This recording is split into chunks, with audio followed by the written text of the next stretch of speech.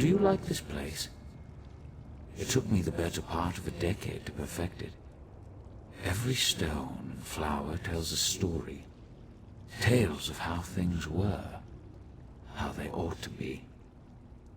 I thought about destroying it on more than one occasion. I'm glad I didn't. I know. Ask and I will answer truthfully. Just know that the truth often fails to satisfy. You expect something grand, but I promised you the truth. I am only what time and circumstance made me. Son of a lost house, friend to a fallen king. Some will tell you that we are the product of our choices. I've never found that to be the case. I am whatever the people need me to be. A guardian, an oppressor. For some, too distant. For others, too meddlesome. I am the canvas upon which they paint their dreams and resentments. A vessel for their hopes and doubts. A mirror, nothing more. I don't. But my companions, Vivec and Almalexia, see their divinity as essential. Godhood brings them joy and purpose. They find meaning in the theatrical. Who am I to deprive them of that? Almalexia defies simple analysis. I doubt she could even describe herself accurately. To understand Almalexia, you must first understand the value of fiction. Vivec fancies himself the poet, but in truth, AM is the greater storyteller. Vivec knows the boundaries that separate fact from fiction. He knows them so well that he's learned how to break them.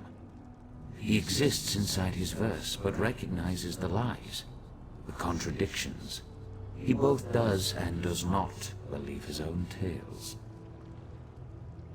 She believes her tales implicitly, as does everyone else. Her capacity for deception appears limitless. She sows lies like a master gardener sows seeds, and the harvest of trust and adulation is breathtaking in scope. Not in the slightest. As I said, we are, all of us, bound by our nature. Almalexia does what she does because she cannot do otherwise. It will not end well. But then, even the best endings rarely bring joy. Vivec is my brother. He knows my struggles, and I know his. That knowledge makes our relationship complicated. To truly know someone is as much a curse as it is a blessing. Regret. We are bound by that, at least. He also suffers a kind of enslavement. Not unlike my own, in fact.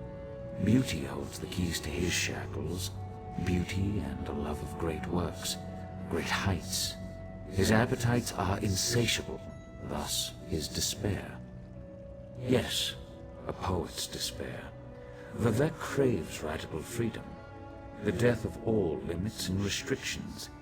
He wishes to be all things at all times. Every race, every gender, every hero, both divine and finite. But in the end, he can only be Vivec. Not even remotely. I sometimes ask myself the same thing. May I confess something to you? I suffer from a peculiar ailment. Shall I describe it? I bear the cruel weight of certainty. Total, absolute, relentless certainty. People rarely comprehend the luxury of doubt, the freedom that comes with indecision. I envy you. Indeed, but such questions are flaccid, cursory indulgences that come and go in an instant. The truth is that my actions, both good and evil, are inevitable, locked in time, determined by chains of action and consequence. Compelled. This city serves a noble goal. the redemption of Tamriel, the unification of competing forces, the destruction of the Daedra. Unfortunately, it is an endeavor built upon a lattice of corpses. Betrayal, untold horrors. Do you understand? Maybe the word I covet above all others. Hold to that word, my friend, and never let go. The prisoner wields great power, making reality of metaphor. We will need you before the end. A fool's hope, perhaps. I should explain. Look around you. All of this exists because it must exist. I stand here, in this place, in this moment, not because I wish to, but because I have to. A result of action and consequence. Clever, but incorrect. The prisoner must apprehend two critical insights. First, they must face the reality of their imprisonment. They must see the determinative walls, the chains of causality that bind them to their course. I have, but I fall short of the second insight. The prisoner must see the door to their cell. They must gaze through the bars and perceive that which exists beyond causality, beyond time. Only then can they escape.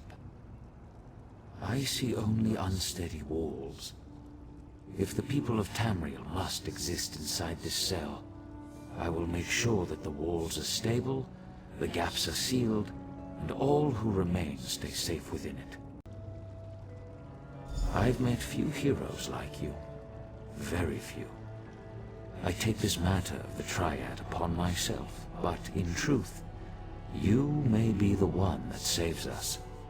The prisoner who frees the world. We shall see. Farewell.